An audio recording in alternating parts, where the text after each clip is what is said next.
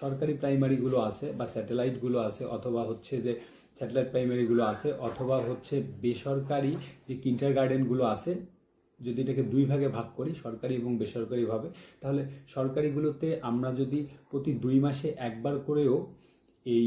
সচেতনতামূলক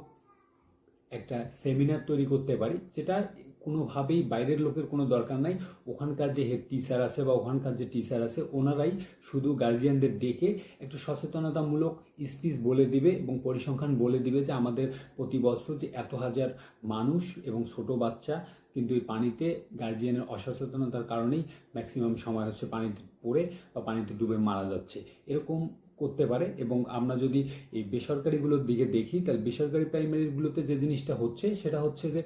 যেহেতু এরা ফ্রিকুয়েন্টলি কিন্তু মিট করে, বিশেষ করে হচ্ছে যে প্রতি মাসেই দেখা যাচ্ছে গার্জিয়ানের একটা সেমিনার থাকে বা থাকে, তো সব কিছু মিলে এরা কিন্তু এখানে খুব